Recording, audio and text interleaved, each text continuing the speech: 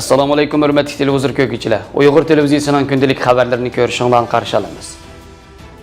Xitoy atalmış Şinjan hujjatlaridan keyin uchur kontrolligini texnik kuchaytirgan. Dunyodagi eng chong hakkerlar yig'inida Uyg'urlarning irqiy qirg'inchilik uchrayotganligi qayd qilindi. Turk sayohatchi Urumchiga xushal berib, qayg'u bilan qaytib keldim dedi. Sog'lomlik haqida savat. Tövəndə ixtilaf xəbərlərimizdən təfsili məzmunlarda bolsun. Yaqında oshkorlangan atalmış Şinjan hujjatlaridan keyin Xitoy hukumatining uchur kontrolligini qattiq kuchaytirib, lagerlarga doir sonli uchurlarni o'chirayotganligi, hujjatlarni yo'qotayotganligi ilgari surilmoqda. Amerika Birleşme Agentligining 14 dekabr xabarida bildirishicha, yaqında Xitoyning lagerlarga doir 403 betlik maxfiy hujjati Nyu-York vaqt gazetida oshkorlangandan keyin atalmış Abnum rayonlik partikum yuqori darajalik amaldorlarni ko'p qatim yig'inga chaqirib, Şinjan hujjatlarining oshkorlanib ketishiga qanday inkas bildirishni muzokara qilgan. Xabarda Xitoy hukumat xodimlari bilan aloqasi bor kishilarning so'zi naql keltirilib, u yig'inlarda amaldorlarning voqeaga qanday inkas bildirishi munozir qilinganligi. U xil yig'inlarning Washingtondagi Xalqaro tekshirish axborotchilik institutining 24 betlik maxfiy hujjati e'lon qilingandan keyin davom qilganligi bildirilgan. Xabarda qayd qilinishicha, Uyg'ur Abnum rayonlik partikum har qaysi ijtimoiy rayonlarga buyruq tushirib, o'z tavallikidagi Uyg'urlarning, jumladan tutqunlarning ahvoliga doir sezgur jadvallarni ko'ydirib etishni, ishxonalarning kompyuterlarini tozalab yo'qotishni, shundaqla lagerlarga aloqador uchurlarni internetga bog'lanmagan sonli uchur omborlarida saqlab, tor buzg'unchilarning uningga kirishining oldini olishni qattiq talab qilgan. Doirlarning tutqunlarning qo'lidagi dalillarni yig'ib olayotganligi, sobiq tutqunlardan ular qo'yib berilganda qo'liga berilgan uqtirishni qaytarib berishni talab qilayotganligi, ba'zi tutqunlarning uyini aqtirib, agar ular qog'ozni topshirmasa, muddatsiz qamoq hukm qilish bilan tahdid solganligi ilgari surilgan. Xabarda qayd qilinishicha, ba'zi hukumat xizmatchilari Şinjan hujjatlarini oshkorlashga chetilib tutqun qilingan. Xalqaro taratqularda Şinjan hujjatlari deb atalgan Xitoyning lagerlar haqidagi 24 betlik hujjatini yaqinda Gollandiyadagi Uyg'ur ziyolisi Asiya xonim o'zining oshkorlaganligini e'lon qilgan. Bu hujjatlar lagerlarning haqiqiy mohiyatiga doir nurg'un maxfiyatliklarni oshkorlab, xalqaroda qattiq g'ulg'ul qo'zg'agan. Amerikalik kompyuter olimi Roger Dengildayn bu yilgi DFCon 2019da nutq so'zlagan bo'lib, nutq temisi to'saqqa qarshi yangi qadamda Uyg'urlarning ichinishlik ahvolini so'zlab, Uyg'urlarning irqiy qirg'inchilik uchrayotganligini alohida ta'kidladi. DFCon yig'ini hakkerlar va sayber dunyosidagi sarxil kishilar bo'lib, necha ming kishi qatnashadigan eng chong yig'ilish bo'lib, har qaysi davlat va rayonlardagi hakkerlar, kompyuter mutaxassislari, davlat mudofaa, maxfiyatlik va har soatdagi kishilar qatnashgan. Roger Dengildaynning asosiy temisi mustabid hukumatlar fuqarolarning uchur erkinligini bo'g'ish uchun nurg'un texnikalarni ishlatayotganligini misol bilan ko'rsatib, bu jihatda Xitoy hukumati eng qattiq qo'l bo'lib, fuqarolarning bexatarligini qo'g'dash niqobini kiyib, mustabidlarning o'z fuqarolarining uchur huquqini dafsanda qilayotganligini faktlar bilan ko'rsatib bergan. Uning so'zining 2 minut vaqti maxsus Uyg'ur to'g'risida to'xtalgan bo'lib, tövandikilarni so'zlagan. Men shuni ta'kidlab o'tamanki, Xitoyda Sharq Turkiston deb atalgan bir rayon bor bo'lib, Xitoycha yangi o'lka deb ataladi. Hozir Xitoy fuqarolari bu rayondagi qarindoshlarni qirib tugatmoqda. Ishlar shu darajaga yetdiki, Xitoylar Uyg'urlarning uyida yetib, ularning ustidan kuzatchilik qilib ma'lumot yo'llaydi. Bolalardan ayirib, ularni lagerlarga soladi. Bolalar bilan haftada bir qatim to'mir reshatka ayirib turgan holatda ko'rishtiriladi. Bolalaringiz bo'lsa, soatlab sizning nachar bir Xitoy fuqarosi ekanligingizni vaqirab turib tanqidlaydi. Xitoylarning Uyg'ur irqini qirayotganligini ko'rdik. Xitoylar bizga qaranglar. Bizda Tor, PGP qatorliq mulozimatlarni ishlatsa bo'ladi deydi. Ammo har bir qadamda yo'qolan rasmiyatlarni so'rab to'sadi. Ular mening asboblarimni ilib, bir narsalarni qachilab qo'ydi deganlarni bildirgan.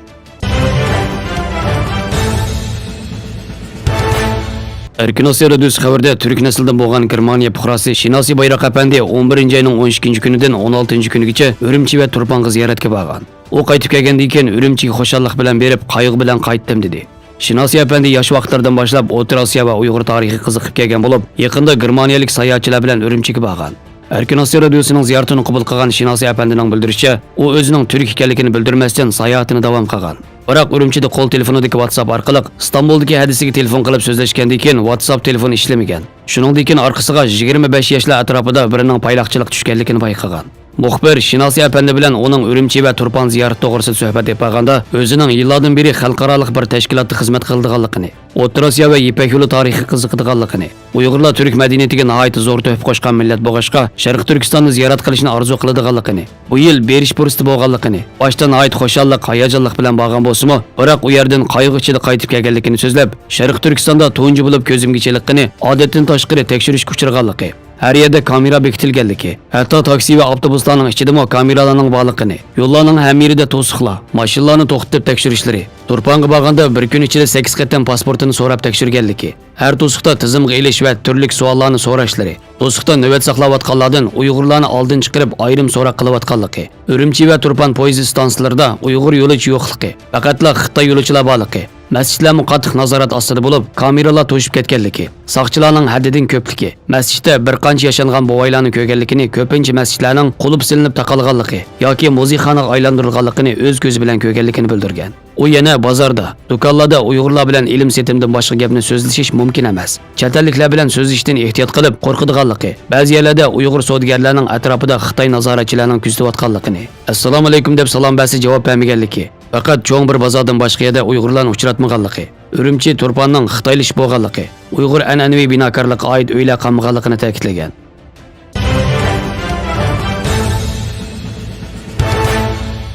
Balaning kulkisi bir oila uchun eng baxtli ishdir. Ovoqlar bilan birga bo'lganda ota-ona, urug' tuqqan, do'st birodarlar balani erkiltishni yaxshi ko'radi. Amaliyotda balani ko'proq kuldirish ularning o'sib yetilishiga foydali. Yetilish nuqtasidan qaraganda kulka bir xil intayin yaxshi chiniqish usuli bo'lib, cho'ng mengining yetilishini ilgari surib, jismoniy va ruhiy jihatga sog'lomlikqa foydasi zo'r.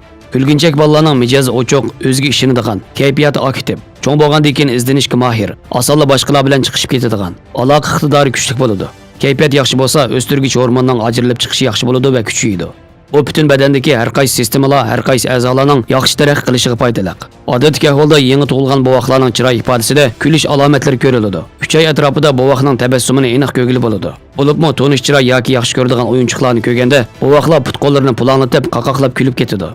Kulka bolaning ehtiyojining qondirilgan yoki qondirilmaganligini ma'lum darajada aks ettirib beradi. Ularning qo'rsiq to'ygan, uyqusi qongan, ruhiy holati yaxshi bo'lganda, garchi tashqi g'idiqlash bo'lmasa-mu o'zligidan kulimsiraydi. Kundalik turmushda bolalarning holidan xabar olganda, ota-onalar ularni ko'proq xushal qilish kerak.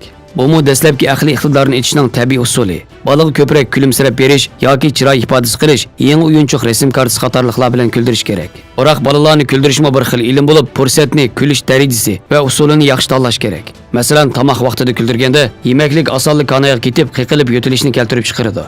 Uxlashdan burun kuldirganda bovoqning uyqusi qochib ketadi yoki kechasi yig'laydi. Uningdan boshqa muvofiq kuldirish, bolani haddidan ziyoda kuldirmaslik kerak. Xabarlarimizni ko'rganingizga rahmat. Ko'rishguncha omon bo'linglar. Xayr xo'sh. Allohga omonat.